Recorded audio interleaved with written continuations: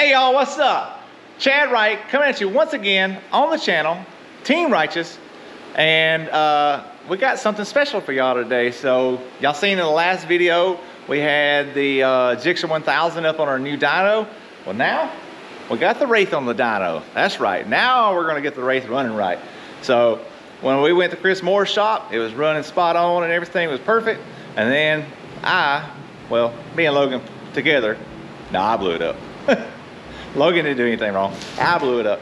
So anyways, we had to wait on parts to come in and everything. With the pandemic, it's so hard to get stuff in. Everybody's using it against us. So I think some of these teams out here told them, say, put their parts on hold.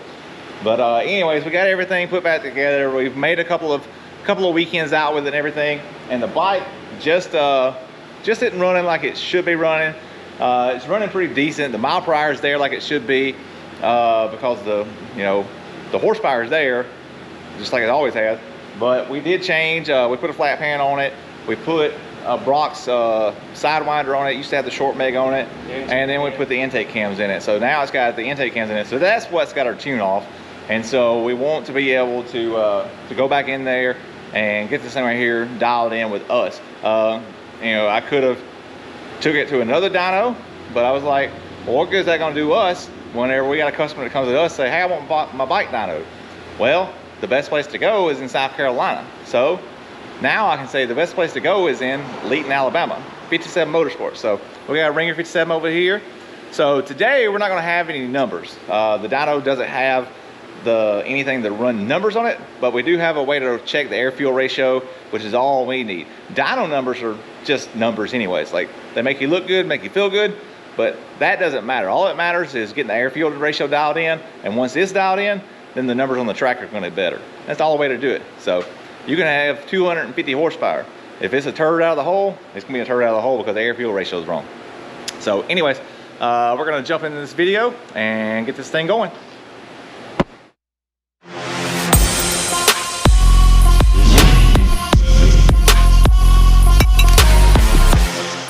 What's up, y'all? So got the Wraith here on the dyno, and we shut it off earlier and went to lunch and figured we'll come back after we get through with lunch, fire the bike up, start dynoing it. And the bike wouldn't start up. We knew that it didn't have no fire because we sprayed starting fluid down into the throttle bodies, and it wouldn't ever hit a lick. So we knew it had fuel, so it had to be a spark issue. Checked the crank sensor tested out good. So next thing we knew, it had to be a cam sensor. So we go to pull the cam sensor out, and it's got a nick in it. You got that cam sensor? Yeah. Yeah, it's laying right here. So yeah, so it's got a nick in it.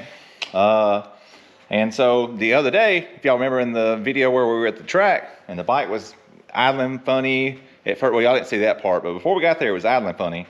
And then we thought it was out of fuel. We unplugged the other device we had in there to do the logging for us, whatever. Well, it turns out this right here may have been more the issue right here. This nick that's in here. So when you put the different intake cams in, you have to put because we've done the Gen 1 intake cam. So we had to, since it's a Gen 2 motor, we had to put the Brock's pin in there. And when we put the Brock's pin in there, we had to spin it and relocate it. Well, when we put it in there and we done it with the Loctite on there like we're supposed to, and it still come out. So we got to figure out where this thing is. Anyways, we look down in there at the camshaft and it's not in there. Yep, we're gonna go ahead and pull the valve cover off here. This is the reality of dynoing. Dyno sessions aren't always smooth, so shit's gonna happen. We're gonna pull the valve cover, see if we can't locate this pin, hope and pray it's on the top of this motor. If it's not, I guess we're gonna be dropping the pan, and we're gonna play hide and seek with a piece of metal about ooh yee big. And if we find it, we're golden. If we don't, well, keep playing hide and seek till we do find it, because I'm not gonna start this thing without that pin in my hand. That's right, so gotta get this thing out. All right, we'll let y'all know. We'll come back with the update once we get this thing either going or we're pulling the engine apart again. All right, y'all, we're back here at 57 Motorsports. So we got the valve cover taken off. Got him over here twerking. I don't know why. I guess he don't want to build engines no more. He's like, hell, I'm just gonna twerk for a living. So anyways, we got the valve cover off here, and of course we could see down in there where the cam sensor, when we pulled it out, that the pin was out, and we have found the cam pin. So we'll turn this light on here and we'll let you see it. So dirty lens as usual. He never cleans his lens. cleaned it 5 seconds ago. Much better. All right, so now you can see down in here, if you look down there by the stud there, you can see the pin, I don't kind know of. if you can or not. If you can look here with this funny light, There it is. there's your cam pin. So without a cam pin, the bike doesn't know where the camshaft is, and it doesn't know to send signal to make it go sparky. And so with no sparks, there's no fire, no engine run. So anyways, we got another one on the shelf at 57 Motorsports East.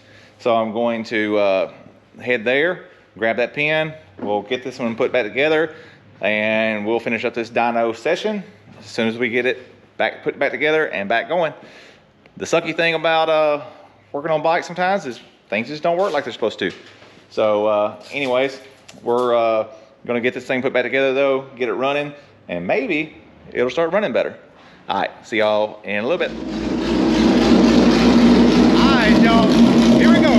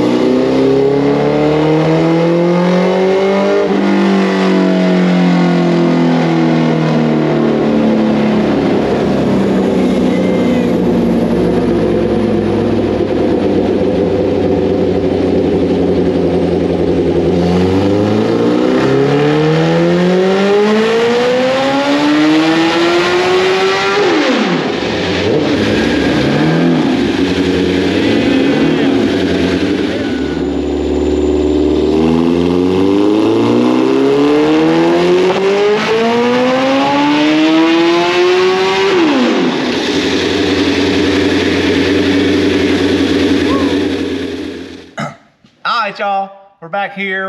We got the Wraith on the dyno, so we're gonna try to finish cleaning this thing up. The other night y'all saw that we made 2 pulls on it and got it pretty dialed in, but it started getting late. We didn't want to start disturbing our neighbors and stuff, so we're trying to do like a self-imposed curfew here because we got a guy that literally lives like right across the street from the shop. He's a pretty cool guy, and I talked to him about it and everything. He's like, oh no, it's not bothering me at all, but still, I don't want to be that guy. Like, I know how, like, this thing is extraordinarily loud. So anyways, we're fixing to throw the old earmuffs on, and then we're going to start tuning this thing.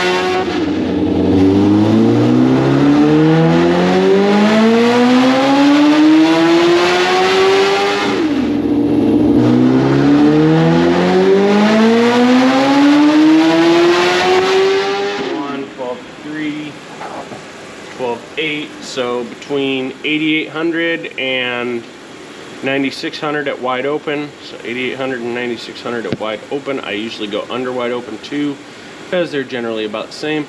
I need to take away a touch. I'm going to take 2%. All this up in here, I already took and trimmed a huge chunk of fuel out of this because this is rich. We're in 11.9, 12.0 range up in here. I'd like to be in the 12.9 to 13 range is where I'm targeting for this tune-up because we are on cue. We're getting really darn close. We have a really lean spot in here, 7,200 at 50%. I did do a tug at 50%, so we'll go to 7,200 at 50%, and we're going to select a square around here. Hey, bigger square than that, fucker. And we're going to go ahead and add, I think, 3%. And that's going to bring me down to where I want to be. So now that we've got all these edits done, I do not like tuning IAP, that's intake air pressure. and it was lean. The whole freaking thing's lean up in here, which doesn't surprise me. And down here is pretty good. This is where we've been working. So I cheat here. Auto-tuned map, auto-tune, and we'll go with it. It's generally going to be pretty accurate in that area because it's getting a lot of time to work there. So go ahead and close this, close our log. Gonna hit the kill switch. Got it.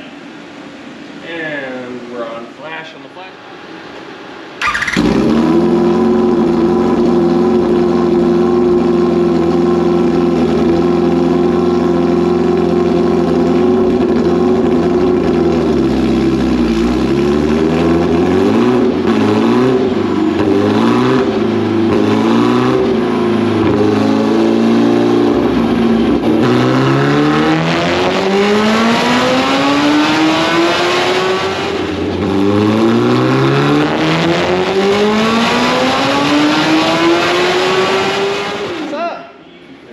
Logan 57 Motorsport. How can we help you? The internet is not. Alright, y'all. So we got the Wraith done. What you think about it, Logan? I think it's happy now. We don't know if it's making peak power yet, but it's happy. It isn't gonna go off the line. Right. So hopefully out there will clear up some of the issues we had with it. Other than that, we got one more weekend left. We thought we was done. We've actually been called out by somebody who's... Did he actually send the lock in yet? I sent lock in. I don't know if he has. We don't know if he sent lock in yet. So we sent lock in first time and he backed out. So we sent it in again. We had to give up another, had to give him the back tire. So we're gonna see how that works on the Dragonfly versus Austin Hunt. So that's coming too. And then we're gonna take the bike and we're going to try to dyno Scotty's bike in the next video and see if we can get it right. He's still trying to reach his goals too. So anyways, hope y'all enjoy this new video with the dyno and have a good one.